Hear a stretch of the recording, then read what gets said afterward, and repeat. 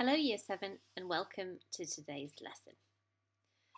The first thing I'd like you to do is take a look at this image on the slide. What can you see happening? What are these men doing?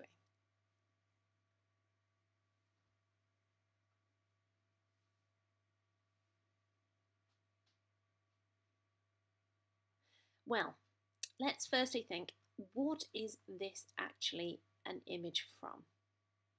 It's from a really famous historical artefact I'm sure you all know by now. It's clearly from the Bayeux Tapestry. So this is a piece of cloth that has these images embroidered upon it. Now this shows us, can you work out? Look carefully at the words there at the top of the image. It says Castellum at Hastings, Caesarea. Now it's written in, I think, Latin, probably. What do those words look like? What English words do they look like?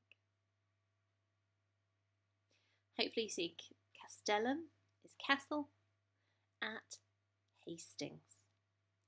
So it shows us what William did the moment he got off his boat, having landed in England on the south coast. He starts to build castles. So those men there are digging up the land, and that's what you can see in their little spades, bits of dirt. They're digging moats, and then they're using the land that they've dug in order to create this mound that we can see behind us. On top of that mound, we can see they're starting to build a wooden castle. So that's what we're going to be looking at over the next few lessons. The Normans' building of castles. Could you pause the video now and write down our lesson question? Today's question is, how did castles help William keep control?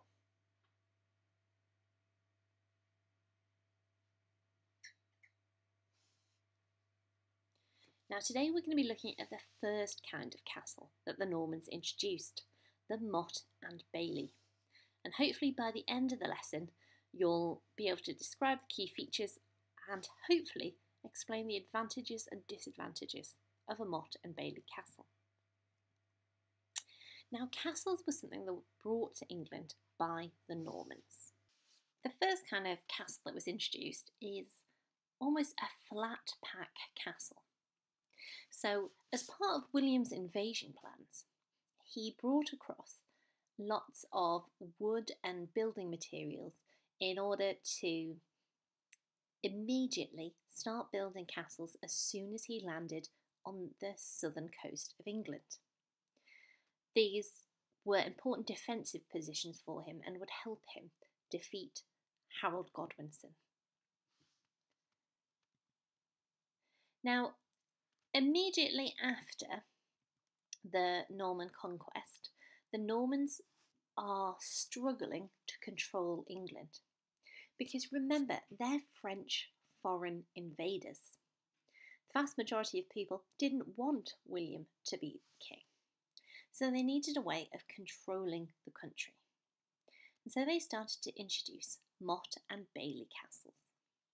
These were an upgrade on the initial flat pack kind of castles that were introduced by William immediately following the invasion.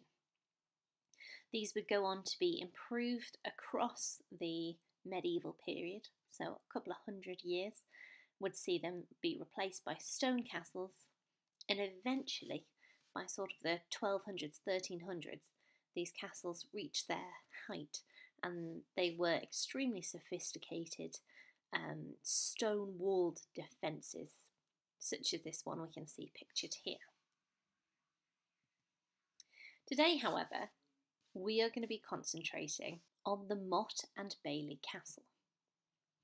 So here is an image that shows us a Motte and Bailey castle.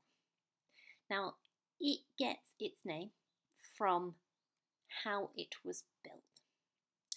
So the big mound there we call a motte, M-O-T-T-E.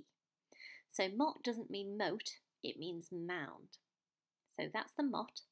And then that flat bit of earth that's encircled by the wall, that is known as the bailey.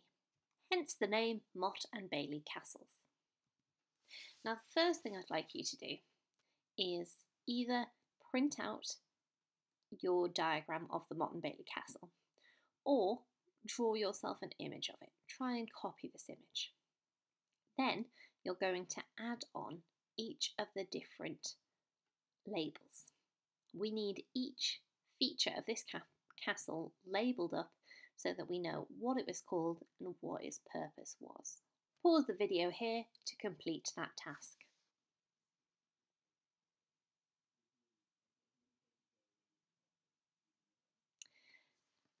Fantastic, now you should have got everything labelled up.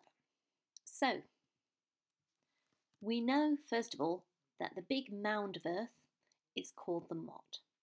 Now this mound of earth would have been dug out from the moat and then they would have put it into a big mound.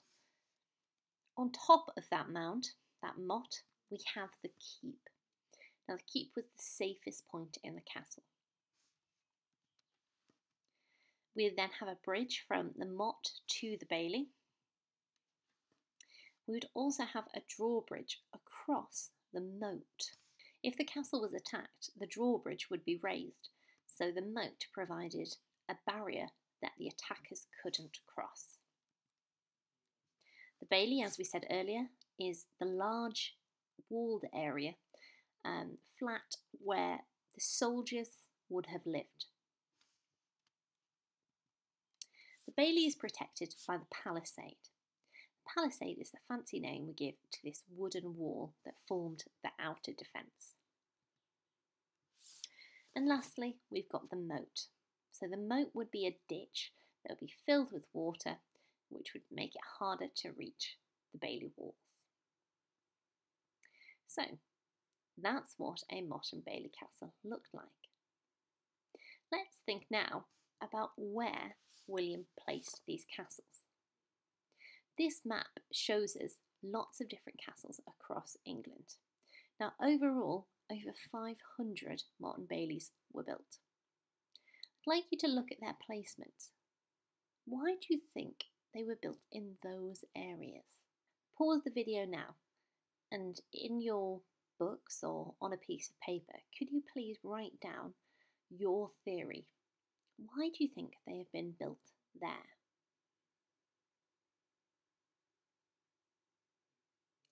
Primarily, it's about defence and control. Now, if we look on the bottom, the south coast of England, we can see that there are lots of castles here. We've got Dover, Pevensey, Arundel, Exeter. All of these castles were built as a line of defence against invasion from Europe.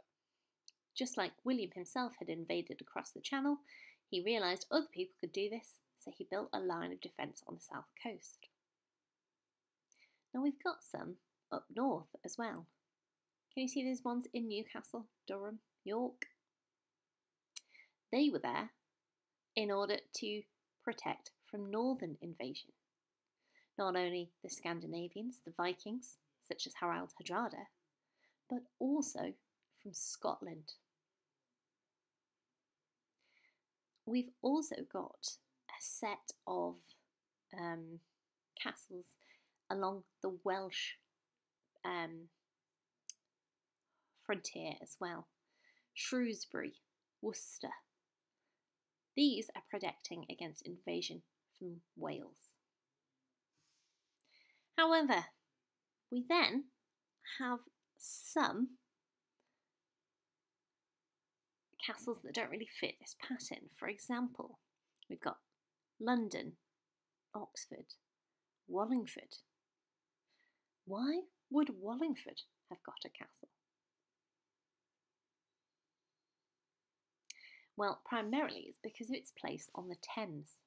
Wallingford was really important as a crossing place before the Thames. The Thames gets too big to cross before that. And Oxford literally means oxen ford, a place where you can cross the river with your oxen.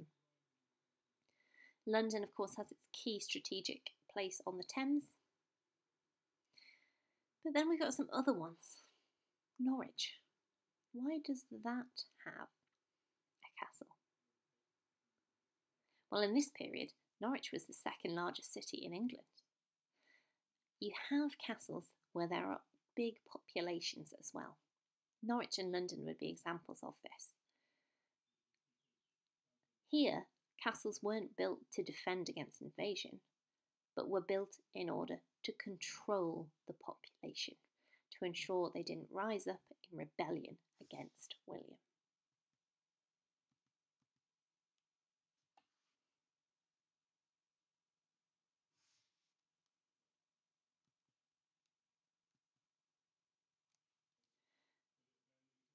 So, I'd like you now to explain why a castle was built in Wallingford.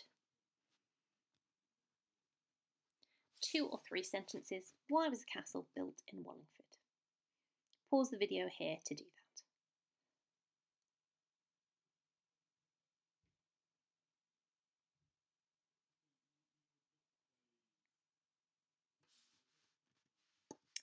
Your next task is to think about the advantages and disadvantages of the various features of a modern Bailey castle. Now, on Show My Homework, you have some information about each of these different features. But I'd like you to try and do this, first of all, from your own knowledge, okay, thinking for yourself. We have 4 different features of a Motte Bailey castle in the left-hand column. In the middle column, I'd like you to write what would be the advantage, what's good about that particular feature.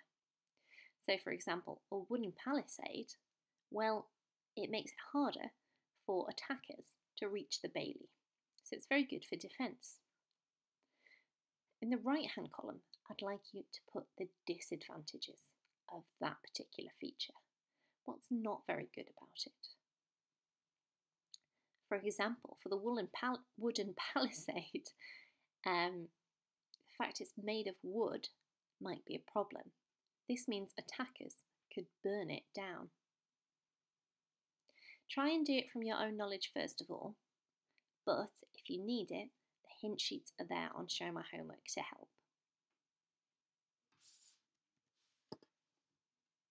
If you've finished, have a go at this extension. What do you think is the best defensive feature of a Motte Bailey castle? Why? Think then about what William might do to improve his castle.